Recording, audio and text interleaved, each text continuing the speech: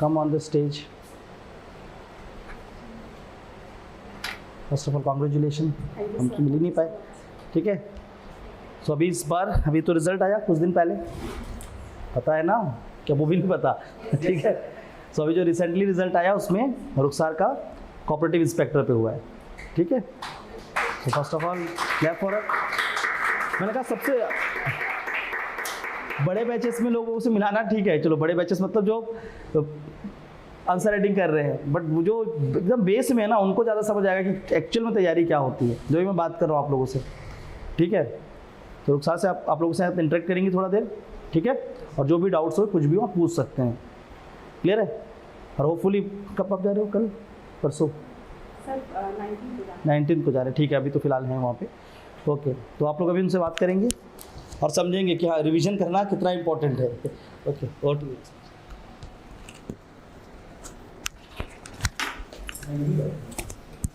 हाथ में रह हाथ में रहने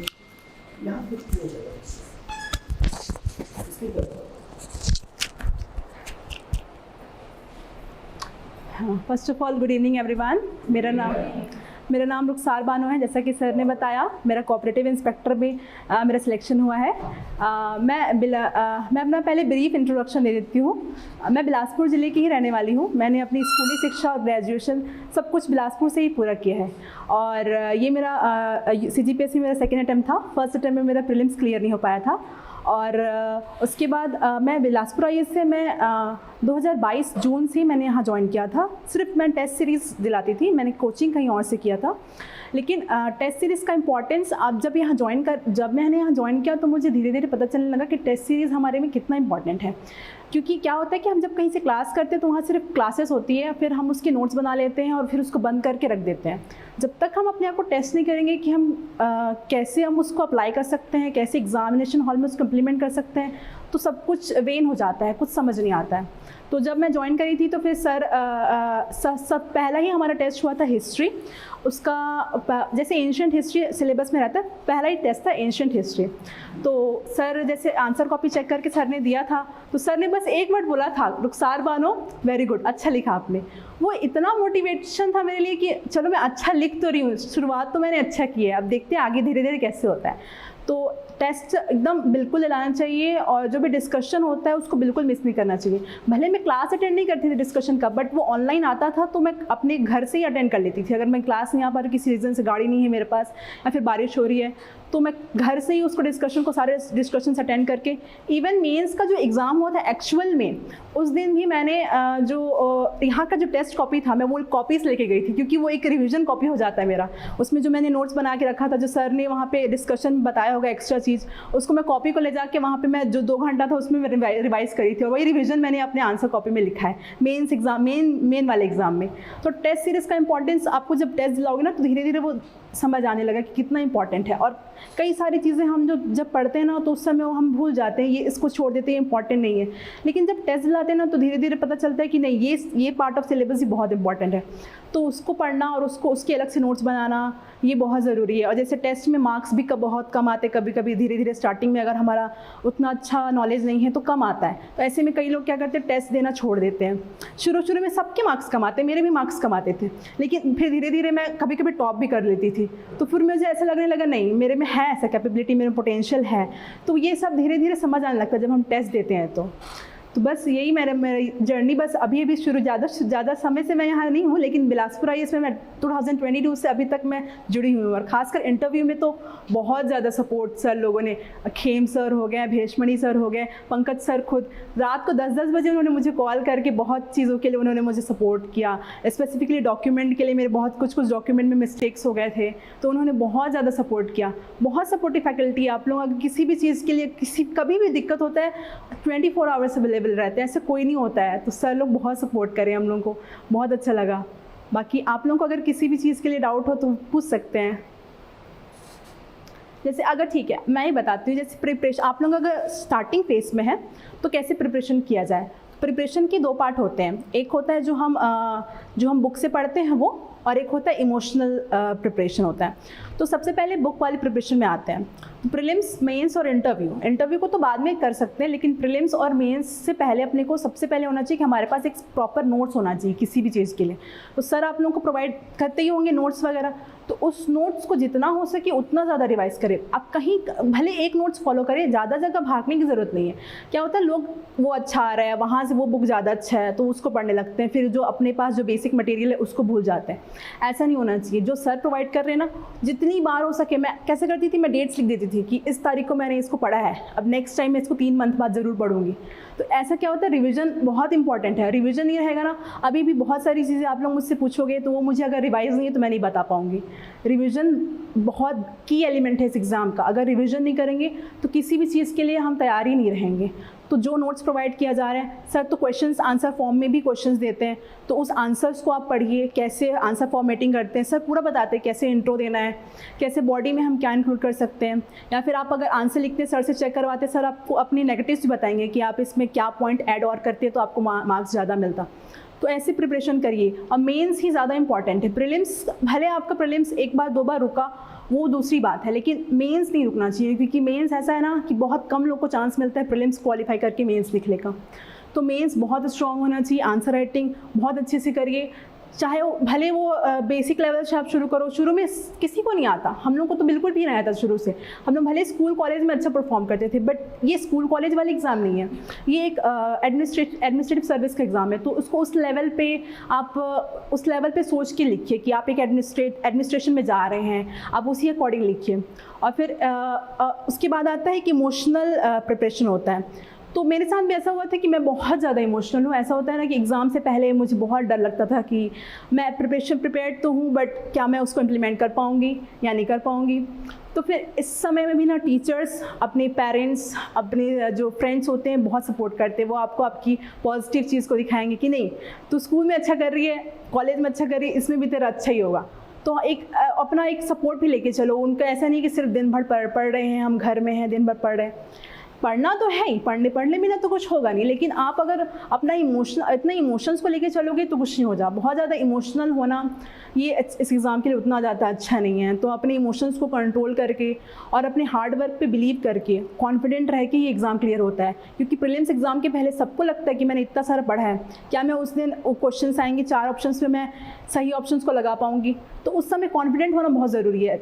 मैंने ये देखा था, मैं टेस्ट सीरीज़ में भी मैं अच्छा परफॉर्म कर रही थी, तो मैंने अपने रैंक्स देखे, नहीं मैं अच्छा रैंक ला रही हूँ तो डेफिनेटली प्रीलिम्स में मैं अच्छा ही कर पाऊँगी। ऐसा तो कॉन्फिडेंट होना बहुत ज़रूरी है। तो ज़्यादा इमोशंस पे बहना नहीं है, एकदम कॉन्फिडेंट रहना है, चाहे वो प्री हो, मेंस हो या इंटरव्यू हो, हर स्टेज में ये काम आएगा आपके। ठीक है, अब बाकी आप जो भी क्वेश्चन से पूछ सकते हैं।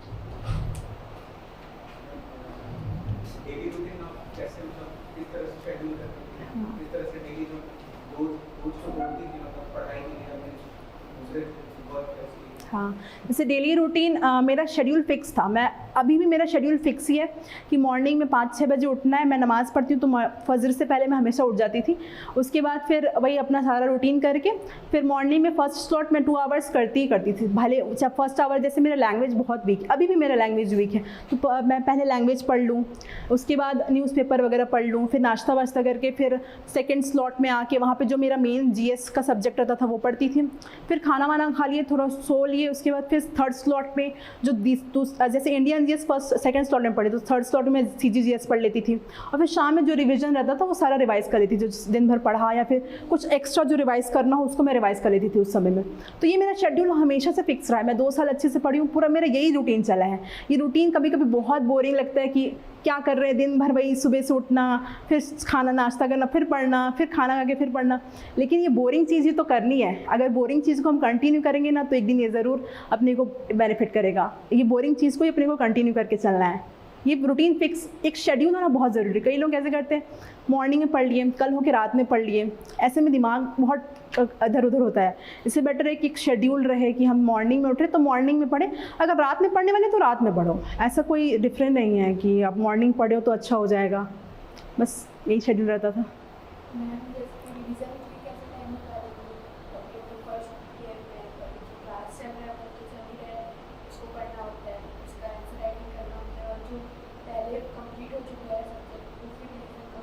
हाँ, जैसे शुरू करते हैं हम तो जैसे फर्स्ट रहता है तो उस समय तो रिवाइज हो जाता है वो, लेकिन धीरे धीरे जैसे सब्जेक्ट्स बढ़ते जाते हैं तो रिवीजन में टाइम लगता है। तो आप ऐसे शेड्यूल कर सकते हो कि जैसे सेकंड सब्जेक्ट स्टार्ट हुआ तो फर्स्ट सब्जेक्ट को मैं 2 दिन रिवाइज कर लूँ, थोड़ा सा देख लूँ उसमें क्या क्या मैंने पढ़ा है। तो क्योंकि अगर रिवाइज नहीं करेंगे तो पढ़ने का मतलब नहीं है, फिर उस समय वो बाद में वो पूरा याद नहीं रहेगा। तो एक रिविजन का एक फिक्स टाइम बना लो, जैसे मॉर्निंग में आप उठ रहे हो, फिर इवनिंग में अगर शाम को कुछ पढ़ने का मन नहीं है तो उस समय जो पहले पढ़ा हो उसको देख लेते हैं एक बार, ऐसा करने से रिविजन हो जाएगा। टेस्ट है और हम लोग पढ़े हैं जितना पढ़े हैं, और कभी ऐसा होता है कि डर की वजह से हम जो पढ़े हैं वो भी नहीं बना पाते। तो मतलब मैम कि पेपर मैम को टेस्ट दिलाने आना तो चाहिए, मतलब भागना नहीं चाहिए इस चीज़ से, लेकिन मैम जितना पढ़े हैं उस चीज़ जितना हम पढ़ के गए हैं उस चीज़ पे फोकस करके उतना जितना हम पढ़े उतना एटलीस्ट सॉल्व करें, या फिर मतलब। हाँ, समझ गई।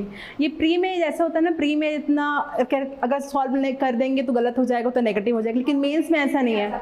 हाँ, लेकिन मेंस में ऐसा नहीं, मेंस में जो नए क्वेश्चंस है ना उनको तो खासकर सॉल्व करो, क्योंकि हमारा जो अगर नॉलेज है पीछे से बहुत सारा जो हमारा क्यूमुलेटिव नॉलेज है ना वो वहाँ पे बहुत काम आता है। अब वहाँ पे जैसे कि अगर कुछ नया क्वेश्चन है उस क्वेश्चन को देखो, जैसे कि मान लीजिए पूछ रहा है कि features of Indian banking system पूछ रहा है, तो अगर वो आपने नहीं पढ़ा है लेकिन बैंकिंग सिस्टम पढ़ा है तो आप डेफिनेटली उसको कुछ ना कुछ करके लिख दोगे उस।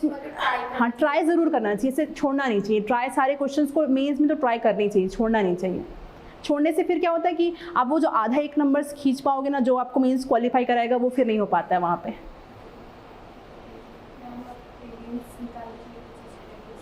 प्रीलिम्स के लिए तो बस यही है कि क्वेश्चन जितना हो सके उतना सॉल्व करना चाहिए, जितना हो सके। कोई लिमिट नहीं है उसका क्वेश्चन सॉल्व करने का, या टेस्ट से सॉल्व करो या फिर सर का तो ऑब्जेक्टिव बुक भी आता है उससे सॉल्व करो। कोई सा भी ऑब्जेक्टिव बुक मार्केट में बहुत सारे अवेलेबल है, सब ऑब्जेक्टिव बुक्स को सॉल्व करो। क्योंकि क्या होता है कि हम पढ़ते तो हैं लेकिन जब क्वेश्चंस आते हैं तो हमको पता चलता है कि नहीं ये जो सिलेबस हम यहाँ से पढ़े उससे ऐसे क्वेश्चन बन सकते हैं। तो इस प्रकार से क्वेश्चन सॉल्व करने से ही माइंड खुलता है। ठीक है।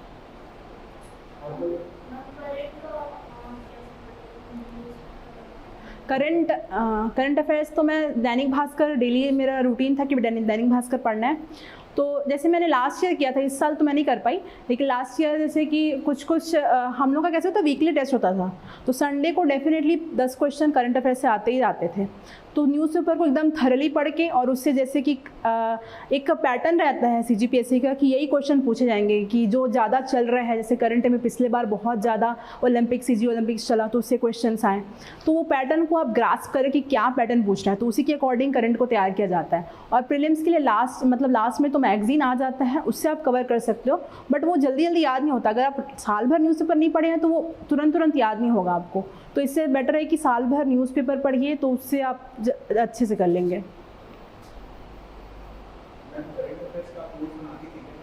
नहीं, करंट अफेयर्स का नोट्स बना, क्योंकि बहुत ज़्यादा वास्ट एरिया, करंट अफेयर्स का नोट्स नहीं बना सकते, लेकिन मेंस के लिए थोड़ा बहुत, जैसे कि पेपर 4 का पार्ट 3 जो अप्लाइड साइंस है उसमें कुछ रहता है कि करंट अफेयर्स से पूछ, जैसे आर्टिफिशियल इंटेलिजेंस हो गया या फिर क्वांटम मैकेनिक्स हो गया, कुछ ना कुछ वहाँ से पूछ सकते हैं। तो अगर वो करंट में चल रहा है तो उसके आप 4-5 पॉइंट्स में लिख सकते हैं। फिर कोई अगर स्कीम आई है तो उसके भी आप लिख सकते हैं कि अगर लग रहा है कि इसकी स्कीम बहुत इंपॉर्टेंट है।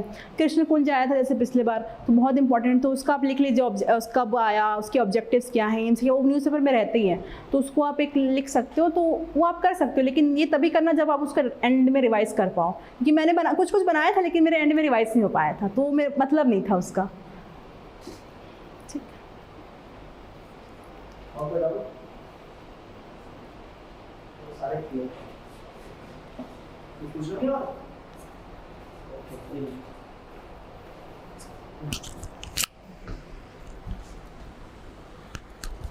पर्सनल लेवल पे मैं तो यही बोलूँगा कि कंसिस्टेंसी क्या होता है उसके एग्जाम्पल से, ठीक है।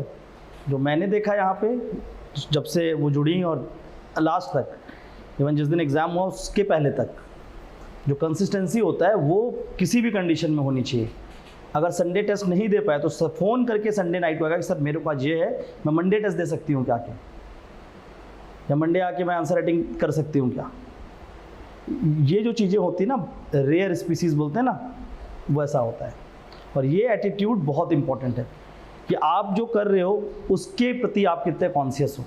उन्होंने बोला ना 5 बजे उठ के मैं रोज़ कर रही हूँ, तो उनको पता है ये चीज़ें कि यही मेरी कॉन्शियस लाइफ का पार्ट है, यही मेरी चेतना है, यही करना है और कुछ नहीं करना है, क्योंकि यही चीज़ मुझे ड्राइव करता है। तो मैं ये चीज़ देख पाता था। 2-4 स्टूडेंट्स ही ऐसे मिलते हैं जिसमें एकदम फिक्स ड्राइविंग फोर्स बनकर ये होता है।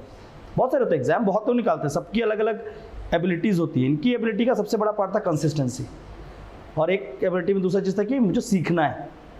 सो ऑलवेज ट्राई टू कि जो भी रिमार्क हो, जो भी चीज़ें आएँ, अगर एक बार लिख दिया गया कि ये चीज़ें गलत हो रही हैं या ये आपका जा रहा है, तो वो दोबारा कभी नहीं लिखा है मैंने कॉपी के ऊपर, क्योंकि उसके ऊपर उन्होंने रेक्टिफिकेशन किया है। समझ आ रहा है? ऐसा नहीं कि एक ही चीज़ को बार बार, परसों बोला पढ़ के आना तो नहीं पढ़ के आए, आज बोल रहा हूँ फिर से पढ़ के आओ तो नहीं आएंगे, ये नहीं होना चाहिए।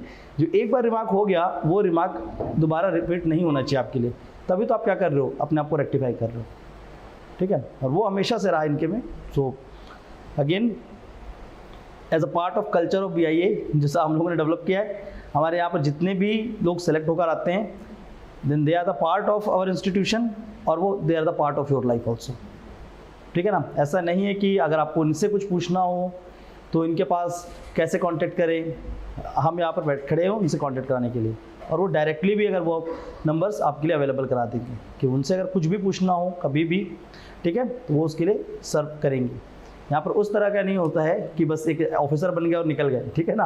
वैसे कोई भी कल्चर यहाँ पर डेवलप नहीं हुआ। यहाँ पर स्टूडेंट वही है जो एक्चुअल में इस चीज़ को कभी नहीं भूल पाएंगे अपने लाइफ से, जो उनका एक प्रिपरेशन फेज़ था। चाहे वो ऑफिसर बन गया, बहुत सारे अच्छे पोस्ट में जाने के बाद कुछ कर लिए, और जो प्रिपरेशन फेज़ की जर्नी होती है, और जो एक नया ऑफिसर बनकर आता है हर साल, जैसे अगले साल आप लोग आओगे बनकर, ठीक है ना, तो उसको रिस्पेक्ट करना बहुत ज़रूरी होता है, और उसके लिए हम लोग हमेशा यहाँ पे खड़े हुए, ठीक है। तो अगर कभी भी कोई भी कुछ पूछना होगा तो डेफिनेटली मेरे थ्रू या डायरेक्टली भी आप उनसे जुड़ सकते हैं, जो इस भी मीन से जुड़ना चाहें आप मुड़कर उनसे बात कर सकते हैं। ओके, तो give a big round of applause. Okay sir.